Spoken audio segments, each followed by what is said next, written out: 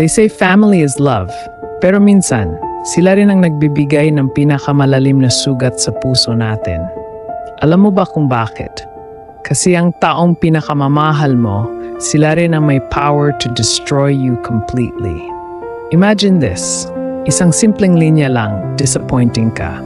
Wala kang kwenta, sana naging iba ka. Boom. Isang segundo lang, pero yung impact, buong buhay mo dadalhin. A stranger could say the same words. Wala kang pakialam, di ba? Pero pag galing sa nanay mo, tatay mo, kapatid mo, aray, diretso sa core ng pagkatao mo. Tonight, we're going deep. We'll uncover the dark psychology, the brain science, the dopamine addiction behind why family wounds cut the deepest. And more important, I'll show you the exact steps to break free. Pero before we start, let me ask you this. Ilang beses ka na nasabi sa sarili mo, I'll never be good enough? If your answer is more than once, this video is for you. Habang nanonood ka, don't forget to smash that like button and subscribe to ThinkBright PH. Every like, every subscribe means mas maraming Filipino ang matutulungan natin na mag-heal. Let's dive in. It all starts in childhood. Picture this. You're 5 years old. You draw a picture, proud ka. You show it to your mom. She looks at it for 2 seconds and says, okay lang, pero tingnan mo yung drawing ng kapatid mo. Mas maganda. Small moment, right? Pero sa utak mo, life-changing. Because at that age, your brain is like a sponge. Every word, every gesture, every look, near a record lahat. And your brain asks one question, am I safe? Am I loved? Kapag sinabi ng parents mo na you're not enough, your brain interprets it as a survival threat. Kasi millions of years ago, rejection from your tribe meant death. Kapag na-reject ka, wala kang proteksyon, wala kang pagkain, dead ka.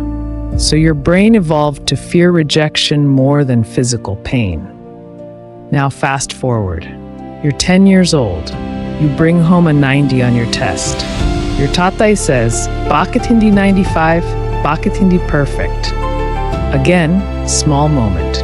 Pero sa utak mo, another wound. These moments create what psychologists call attachment wounds.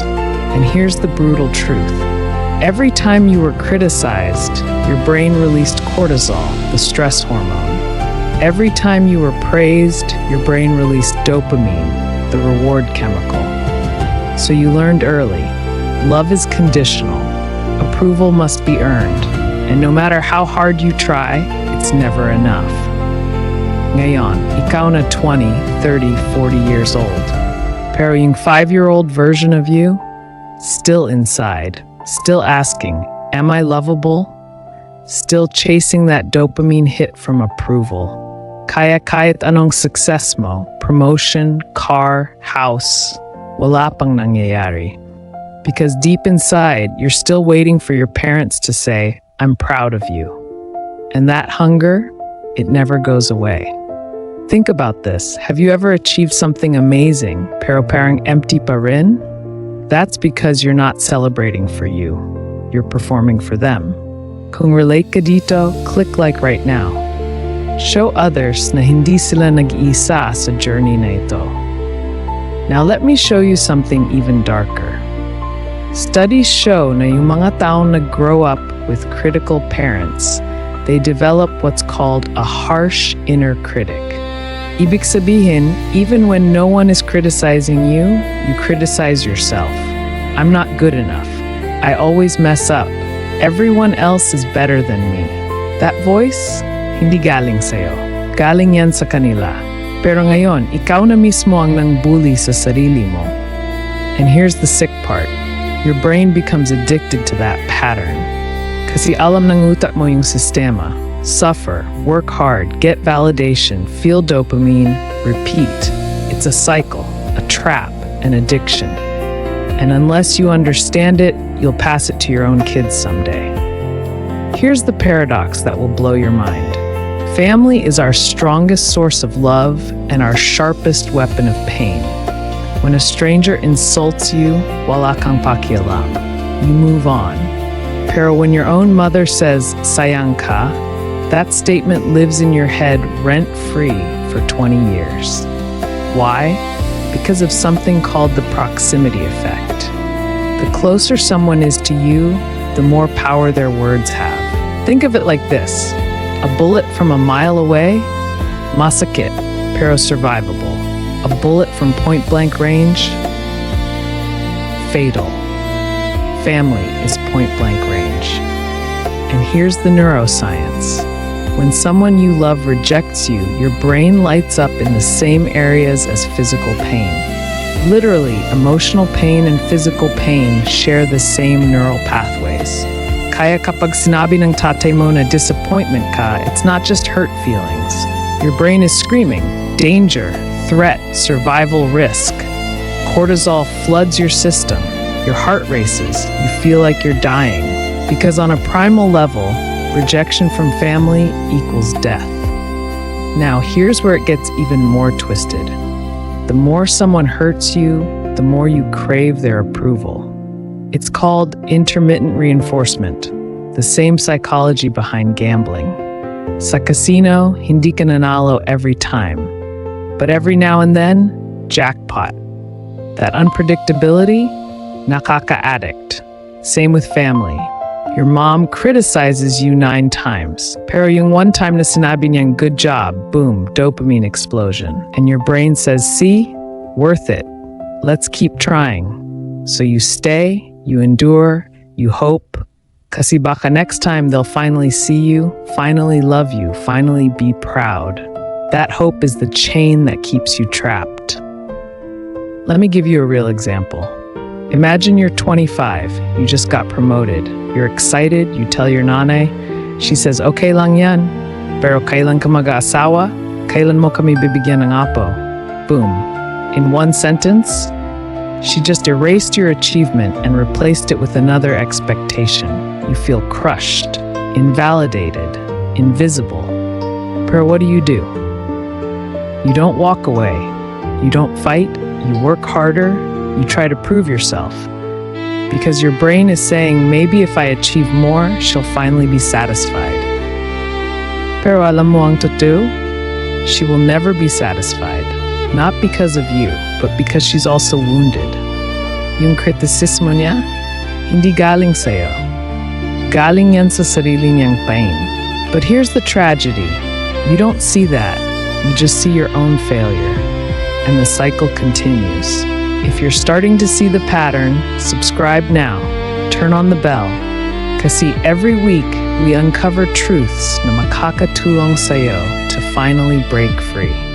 Now let me show you why we keep going back for more pain. So here's the ₱1,000,000 question. Kung alam nating masasaktan tayo, bakit tayo bumabalik? Bakit tayo nagstay sa toxic relationships? Bakit tayo paulit-ulit na nag-hope for change? The answer is disturbing. Your brain wants to heal from the same hand that hurt you. Psychologists call this the repetition compulsion. Ibig sabihin, unconsciously, you recreate the same painful patterns over and over, hoping for a different ending. Kung iniwan ka ng tatay mo when you were young, what do you do as an adult?